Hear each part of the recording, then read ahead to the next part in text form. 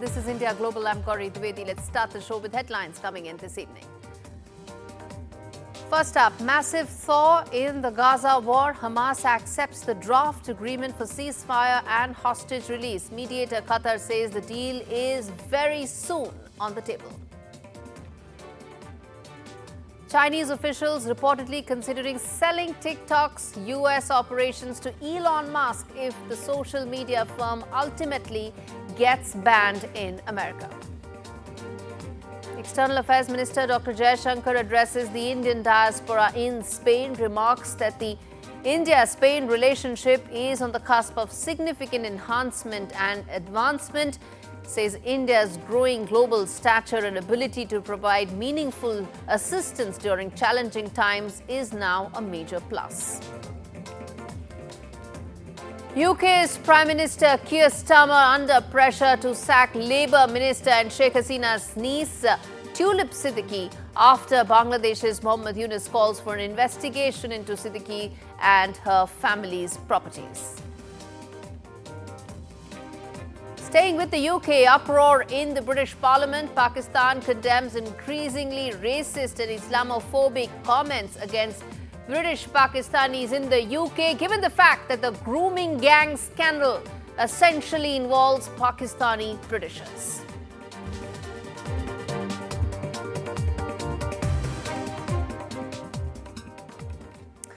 Our top story. After months of back and forth and several rounds of failed talks, mediator Qatar has revealed that Israel and Hamas are now at the closest point yet to a ceasefire and a possible hostage release deal. Reports indicate that Hamas has accepted a draft agreement for a ceasefire in the Gaza Strip and the release for dozens of hostages. Officials have expressed mounting optimism that a deal could be reached ahead of the 20th of January swearing-in of President-elect Donald Trump, whose Middle East envoy has joined the negotiations. But in Israel, Benjamin Netanyahu, the Prime Minister of Israel, faces an uphill task as there are some elements in the Israeli far right who say, and in fact the police minister said that he is going to quit the Netanyahu government if he agrees to a Gaza ceasefire and hostage release deal. Remember, none of this is very easy politically, besides, of course, having long-term impact and ramifications. Of course, President Biden wants to get this going as probably his parting legacy as he demits office after a single term. But for Israel and for the entire Middle East, this is not such a simple open and shut case. Let's quickly now play out this report that tells you the story in greater detail.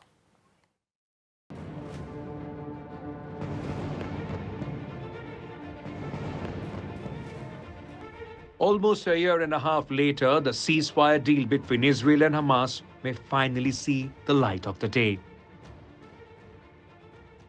There is a distinct possibility that we can get this deal done this week before President Biden leaves office. But as you say, we've been here before, we've been close before, and haven't gotten across the finish line, so I can't make any promises or predictions.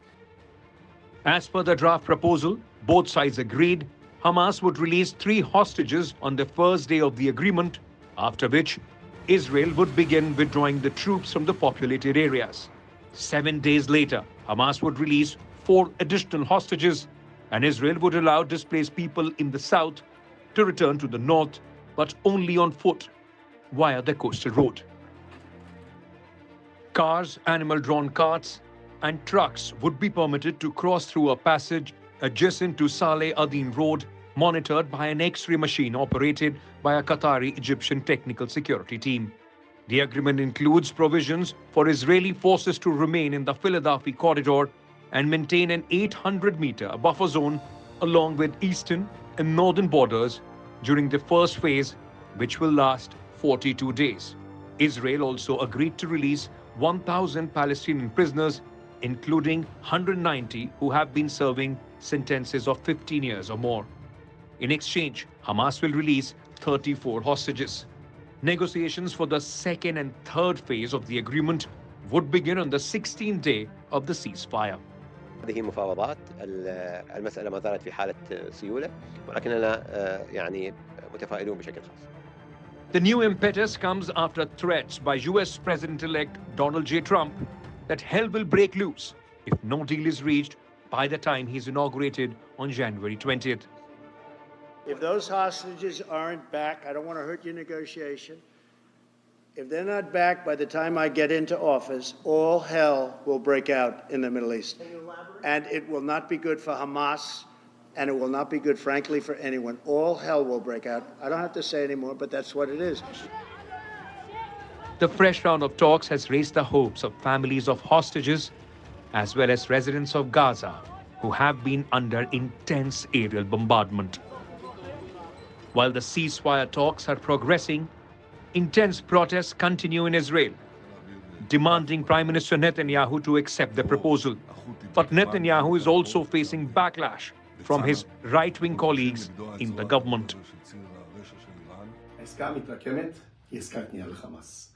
אני קורא לחברי, השר בצלאל סמוטריץ', לחבור אליי וביחד לשתף פעולה נגד העסקה המתרקמת. לעוצמה יהודית אין את הכוח למנוע את העסקה לבד. אבל ביחד אנחנו יכולים ללכת לראש הממשלה ולהודיע לו שאם הוא מעביר את העסקה, אנחנו פורשים מהממשלה. The coming hours and days will be very crucial to determine whether these talks will yield any progress or the cycle of violence will continue. But all this while, the eyes will be on the negotiators to see whether diplomacy can triumph over this conflict. In Delhi, Mohammad Ghazali for NDTV. Okay, this really tells you the story in terms of what all has happened and what all is on the table. But the question that we asked today, when the ceasefire deal is very near, that will the two sides actually reach a lasting truce deal? One is to be able to get a ceasefire to ensure that the hostages come back. Second is, what are the prospects of it actually lasting? The second key question that we are asking is that will Israel, that's the first one, which is that whether there'll be a lasting truce deal or not. And the second question that we are asking is that will Israel and Hamas put aside their differences? Can they try and bury some of their differences to try and identify areas of some common ground? And the third key question we are asking is, could ceasefire bring down Netanyahu's government? As I said, there are elements within his government who are not in favor of this, and will that impact his political future? The other key question is, will the ceasefire deal save Biden's legacy? He's a one-term president. He's been term lame duck for the last 6 months. Will this really be his lasting legacy? And lastly, we are asking, did Trump's warning drive the progress in these talks? These talks are not new. They've been going on for a while. But what did it need that fresh push from Donald Trump, who takes office next week? Let's put that now across to the two guests joining me today, which is Neice from Turkey and Professor Awad, who's a Syrian, joining me from New Delhi. Good evening, gentlemen. Thank you so much for joining me. And Neice, let me start with you in terms of the prospect of a ceasefire deal. It's on the table. Talks have progressed. Both sides, or several stakeholders, seem to have expressed optimism. How do you read it right now, the situation? Thank you very much for having me. The deal at this stage seems imminent, and I think that Hamas has already accepted it. If you see the entire process of deal, Hamas has put two primary conditions to accept the deal. Number one, that Israel should not be in position to resume the fight again. Israel should not be in position to bomb again. And the second is that the Israeli withdrawal from Gaza should be assured. In this deal, which is coming now, the withdrawal of Israeli armies from Gaza has been assured in 3 stages, which means that at the first stage, Israel will take its military from a specific zone, and the second stage and the third stage. And finally, the Israeli forces will be outside of Gaza and will be stationed near Israeli and Gaza borders. So after having these two conditions, I think that Hamas were interested to accept the deal. However, you know that the deal has come at a very crucial time where Hamas have lost so much influence and human resources as well. So I think that Hamas would take a long time to resume or to violate this deal. So I hope that this deal is going to stay for some long time, as the two sides need to rebuild themselves, and especially Gaza would need huge funding, reconstruction, rebuilding process. So the Hamas Gaza side has more incentives and more reasons to stay within the deal. Okay, let's put that across now to Dr. Awad as well. That how do you see the situation and the prospect of the ceasefire deal going through, being accepted by both sides? Thank you, Gaurie. I think the deal will be signed before the Friday, if not on Friday itself. And I think both the sides have received the draft of the deal and accepted in terms of the negotiation. Remember, there is also two convoys, one envoy from the American administration, currently Biden, and the second one, Steve Bitcoin, is the second. He is from Trump, for the first time that the American coming president sent an envoy to look into the discussion and what's going on to reach an agreement. And I think that agreement has to happen because they have already accepted the 42 days of the truce and the exchange of the prisoners. And I think Hamas also agreed to the release of 33, not 34, because one of them is already been released by Israelis. So 33 of the prisoners will be released. Those are alive. And the second stage, it will be the remaining hostages, but that only on the 16th day of the deal. So therefore, let's see, it can go through. And I think the hopes are on the table because Trump had a deal, in fact, with Netanyahu before the election, that before he takes office, he wanted this deal to be done. Biden wanted to have his legacy back before he left office, that he was the one who negotiated this deal and he brought the ceasefire into action and into effect. But I feel that the overall situation that the Palestinians are still dying, and more than 32 people have been killed today. So we have 150,000 Palestinians killed and injured for the last 14 months. And still, till the deal is signed, there will be more. But the best part of this deal is that there is no mention of Philadelphia crossing, which is the south of Gaza, between Gaza and Egypt. And if that is not in the agreement, I think Israel is going to stay for long on that. And the ramification of such agreement has to have an impact. And we should not see this signing of this agreement, Gaurie, as in isolation what's happening in the region, whether in Syria, whether in Lebanon, whether it is in Iraq or Iran. Okay. Then Mr. Ras, then let me ask you this, that in terms of, one is the immediate fact that the hostages that have been with Hamas since 7th of October will return. But what about the future? What about long-term prospects of this deal surviving, given the uncertainty in the region? With an unresolved Arab-Israeli conflict and Israeli occupation of Palestinian lands and the continued movement of settlers across the Palestinian land has made the region ever volatile. And I think that the possibility of disruptive violence and reaction from Hamas and other organizations will remain always there. And at the same time... Okay, I'm sorry, I'll have to butt in there, sir. I'll have to butt in there because to be fair, there is a representative from Turkey, there is a representative from Syria, but the fact is this is also a conflict, an issue that involves Israel. Israel is not on the panel, but I'm not going to let you make statements like there will be repercussions from Hamas going forward as well. Hamas is a terrorist organization. What it did on the 7th of October is the most heinous attack that could have happened. What has unleashed since then, one can have a different discussion about it. The amount of repercussion that has happened from Israel, that can be a different debate.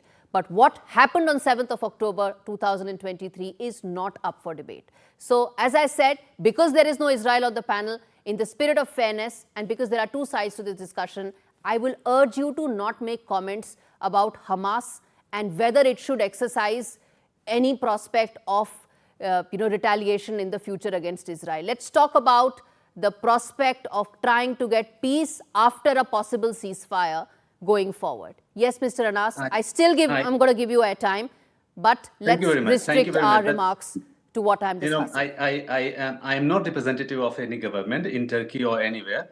So I express my own opinion. And as I said that the issue is not Hamas or issue is not even Israel. The problem is that there is a Palestinian state which has been approved by the United Nations Security Council. There is a border, there is a territory. And what I am trying to say is that this territory, which has been given to Palestine to create a Palestinian state, has been occupied by Israel for so many long years. Okay. And my point is that if that land is not given, and specifically I would like to mention about President Trump, who has been more than interested in this deal. Why? Yes. Because he has an idea of the Abraham Accord. Yes, he If did. He does started not- this. Absolutely. Yes. Hold your If thought he- there. I want to get in Dr. Awad as well, because he's been wanting to come in on this as well. Yes, Dr. Awad.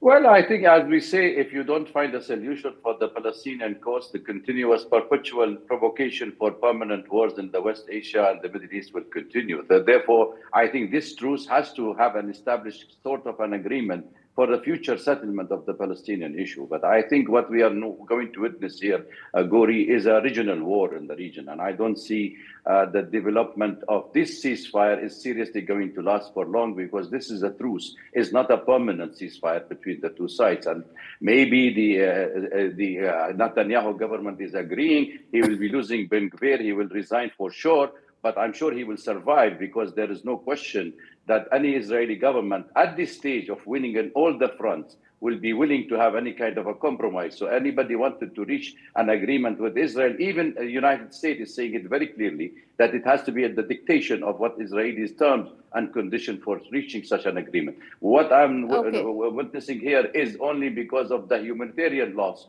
of the Palestinians. There may be a pressure on the new American administration that should be put to an end to this catastrophe in Palestine. All right, we leave it there, gentlemen. Thanks much for speaking to me on this story. We are going to revisit this, given the fact that it's likely to impact the entire region. All right, on that note, we slip into a very short break. We come back with lots more stories on the other side. Stay with us.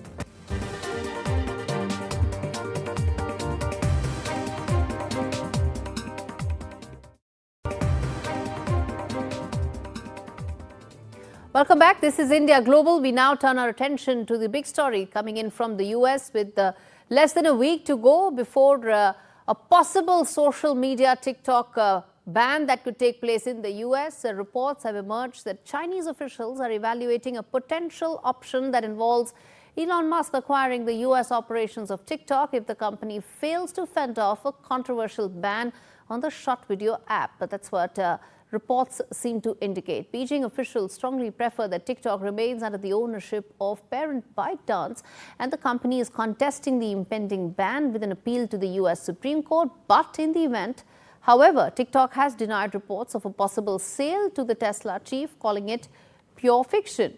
Supreme Court justices are due to rule on a law that set a 19 January deadline for TikTok to either sell its US operations or face a ban in the country. Now, how will this change? How will this change the tech landscape in the US? What happens to Elon Musk? Is he in favor of taking? Remember, he took X, and now will he now take TikTok? And what will that mean for the billionaire's ambitions as far as social media are concerned? Let's get in Jaspreet Bindra, who's the founder of Tech Whisperer, joining me from the UK. Good to have you, Jaspreet, on the show. And talk to us about the impact, if at all, Elon Musk goes ahead and buys TikTok in the US. Thanks, Gaurie. Good to be here. You know, if it was not Elon Musk, you know, I think everyone would have believed the pure fiction part of it. But Musk has a way of coming in and surprising all of us. So maybe all of this is true, though at this point of time, I do think that there's a lot of speculation happening more than fact. If it does happen, however, 2 or 3 things. One is the fact that I think Musk, if he takes this, will combine X and TikTok to create a super big, super powerful social media platform. I think TikTok in the US is bigger than X. It's valued at about $45–50 billion today, which is a little more than what X was. And so it makes something really, very big. 2, however, the uncertainty behind all of this is that the secret sauce of TikTok is not the content. The secret sauce of TikTok is the algorithm powering it. And this algorithm is clearly ByteDance's property. And so even if it takes TikTok, will the algorithm come with it? Or will the algorithm still stay with ByteDance and with China? So we don't know how that will play out. And I don't think anyone will want to pay that kind of money without that algorithm. And China and ByteDance are not going to part with that algorithm. Three and final is that one is not sure, even if Musk wants TikTok, what he wants it for. Does he want to, expand his personal megaphone for both, social and political reasons, or is he really looking for a profit motive? In X, it's pretty clear now that it wasn't really the revenue or the profit motive as much as leveraging it to, for his own political and messaging end. So I think those are the three things that would be quite interesting to look at in this whole Musk TikTok story. Absolutely. And Jasprit, to think from Elon Musk's point of view, the value proposition of an X or of a TikTok is just that it allows him to be able to pursue his quasi-political ambitions that, of course, feed into his business interests. Having said that, where do you see TikTok's options in the event that it doesn't have a favorable verdict from the US Supreme Court? Well, we sometimes forget that we used to have TikTok in India, and it was super, super popular, right? And one day it went away. And sure, there was some angst over it and, a bit of a hue and cry over it, but we adjusted, we continue to live with it. And it's not just because we are in India. India is a great example for social networks because it's actually number one or number two in almost every social network out there. And so if a country like India can do without a social media going away, a social media network, then I guess in the US, it's also people will live with it. From a ByteDance viewpoint, I think the options are tricky because they would want to continue having TikTok in the US. It's a huge revenue market.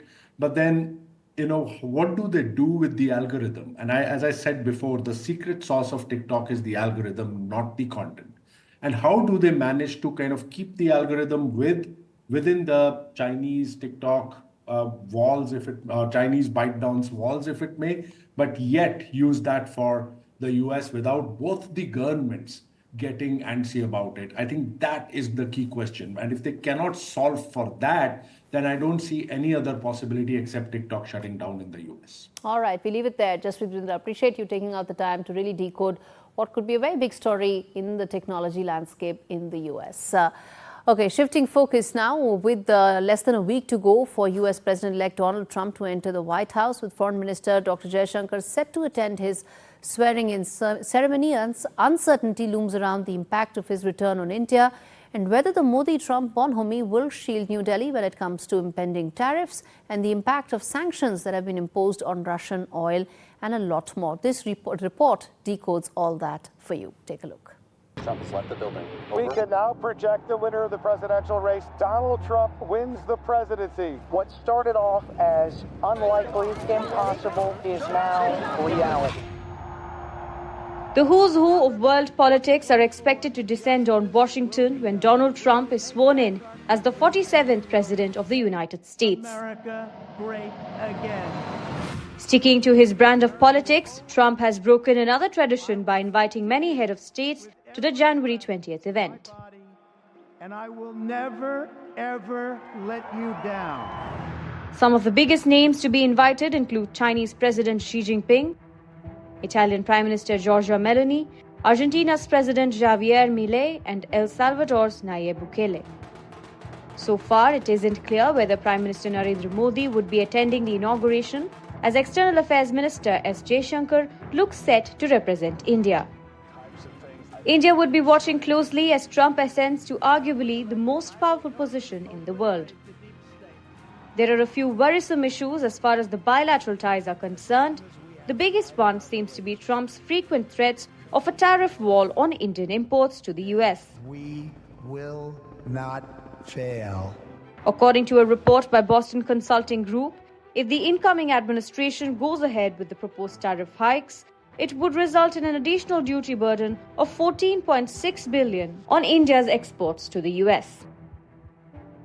All eyes are also on the recent sweeping and aggressive sanctions imposed by the US on Russia's oil trade. According to reports, Indian refiners are seeking alternative fuel supplies as they adapt to severe new US sanctions on Russian producers. What Trump administration does with these strict measures remains to be seen. It is too soon to speculate how Trump's behavior towards India would be when he takes the center stage. Outgoing US Ambassador to India, Eric Garcetti, has said that direct conversations between Trump and Prime Minister Modi will define the next chapter of the India-US ties and not an invitation to a crowded swearing-in ceremony. Vishal Vivek reports for NDTV World. All right, we slip into a short break. We come back on the other side with more stories. Stay with us.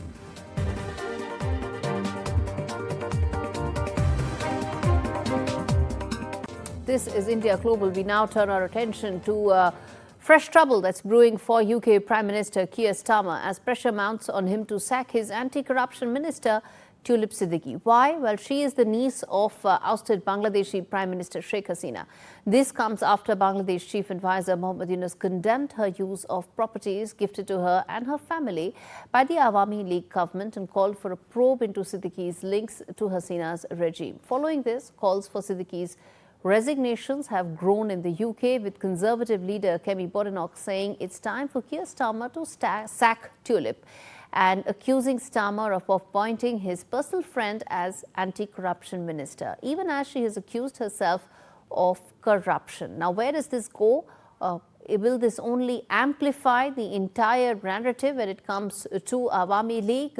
Will this have repercussions for India? Will this have repercussions for the India-UK relationship? Let's decode all of that, and let's get in Naresh Kaushik, who's a senior journalist joining me from the UK, and we also have Mohammad Kamaruzan, who's a senior journalist joining me from Dhaka. All right, Mr. Kaushik, let me start with you, sir. How do you see the clamour that's growing for Tulip's resignation, but the larger impact of this that could have the fallout, whether it is for the UK-Bangladesh relationship and the India-Bangladesh relationship as well?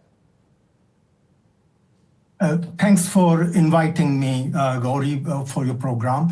This is actually quite an important issue for UK politics at the moment, and it has come when Keir Starmer is already facing a lot of problems. He could have actually avoided this issue, having already been accused of not doing enough when he was Director of Public Prosecutions, when gangs of Pakistani origin were raping young white girls. And then the economy is not doing well in the UK, and his finance minister is being held responsible for that. So now this Tulip Siddique's case, who is actually, ironically, she's in charge of a department which deals with corruption. So she is basically anti-corruption minister, and she's being accused of corruption herself because of her links with her aunt in Bangladesh. So she's facing three main allegations. One is that she has used in UK a number of properties which are linked to her aunt's close aides.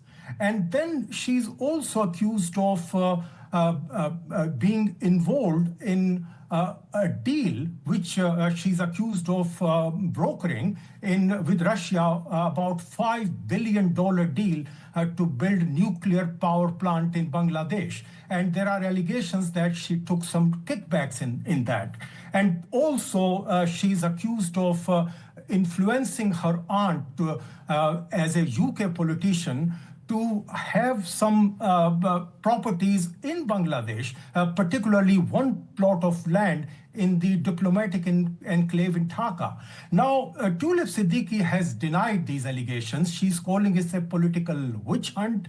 She has also referred herself to UK's ethics committee voluntarily, and she's saying that she'll stand by whatever is the outcome. But, this has become a big political issue. As you said, opposition is demanding her sacking.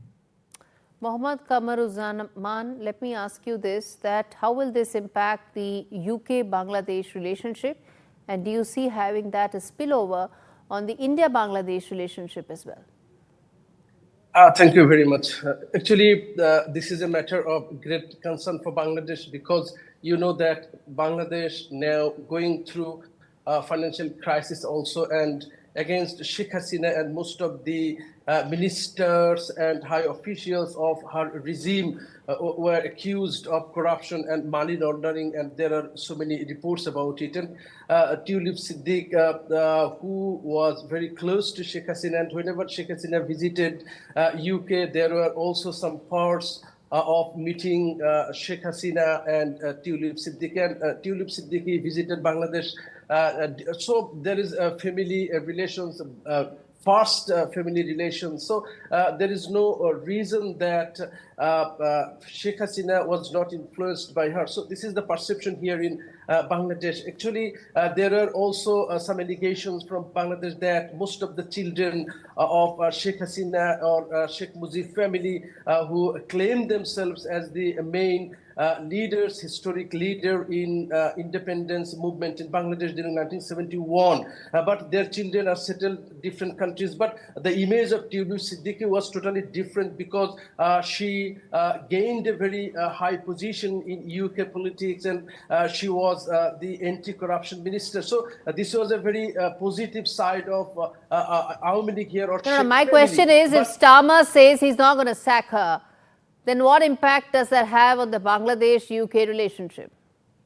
Of course, Bangladesh now will demand UK, or the process has already been started, that these allegations should be investigated by the UK government properly, and the money that has been laundered by Sheikh family with the help of Tulip Siddique, that should be returned to Bangladesh. This will be a very high demand of the Bangladesh government. But how the UK government will respond to this, it will be a matter of that will rely on the relationship between Bangladesh and UK. And at the same time, you know that ex-Prime Minister Sheikh Hasina is already in India, and centering this issue already, there is tensions between India and Bangladesh. So this matter should be solved in a very clean way. Mr. Kaushik, let me ask you the same question. Assuming that Keir Starmer says that he's not going to sack Tulip Siddique, how do you see that playing out in terms of political relationship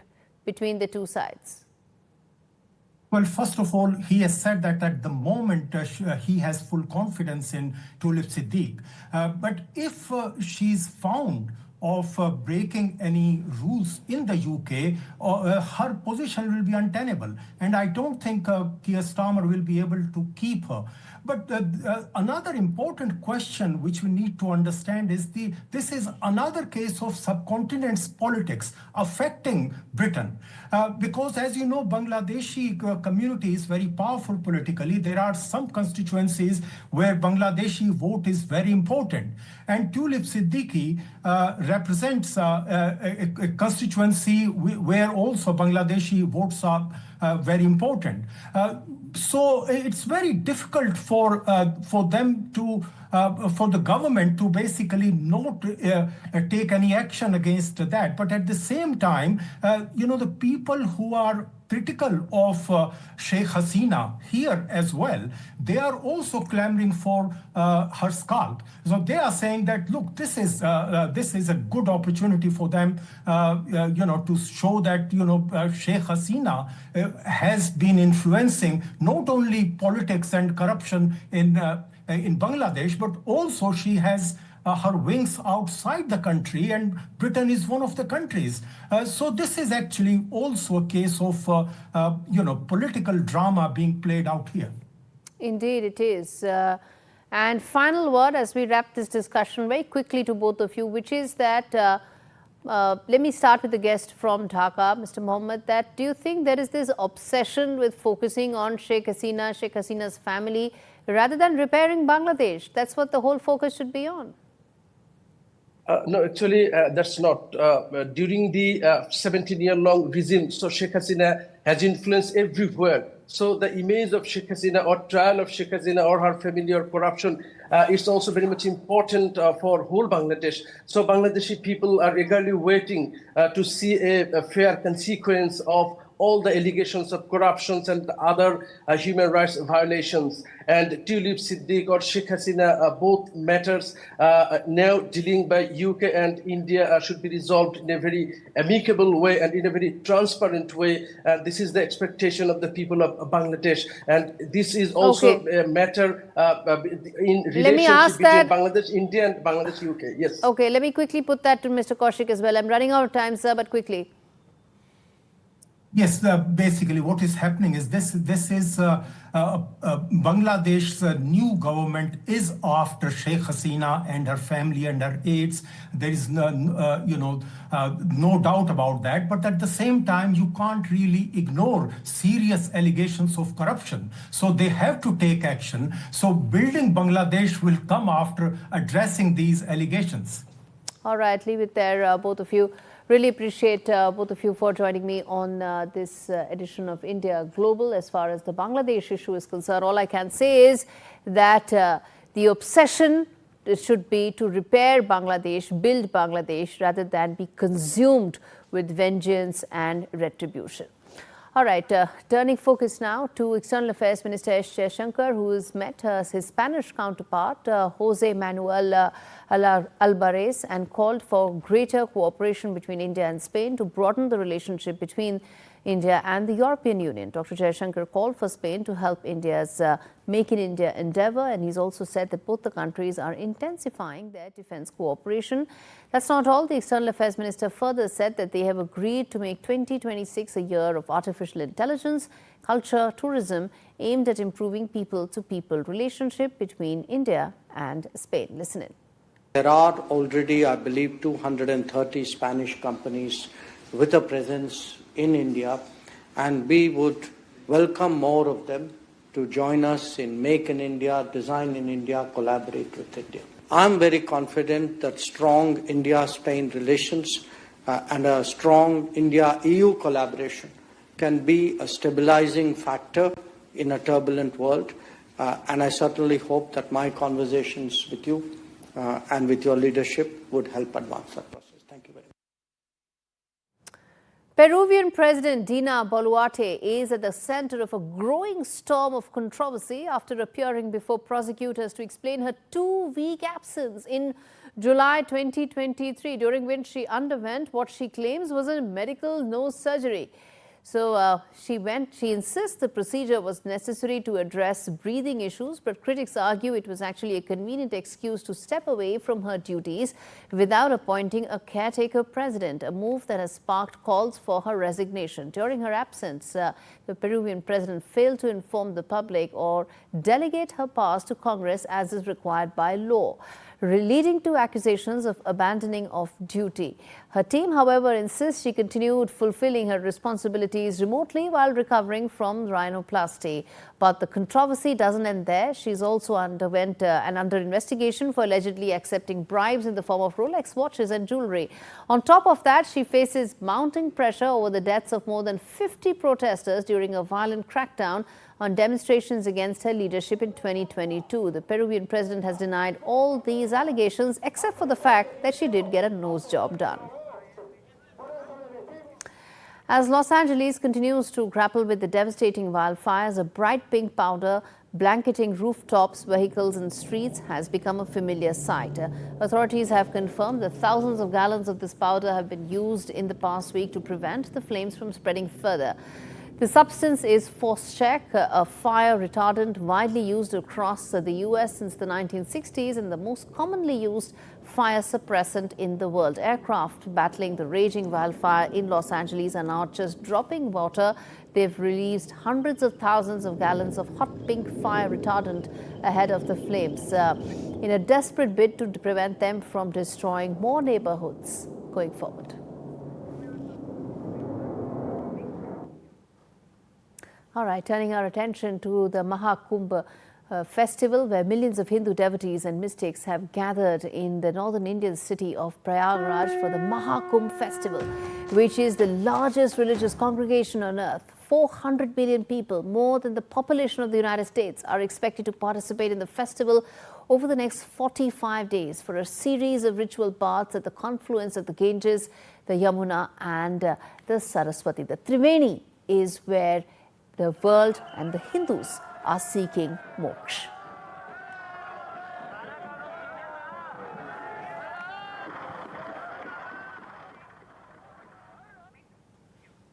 All right, with that, it's a wrap with this edition of India Global. Thanks so much for watching.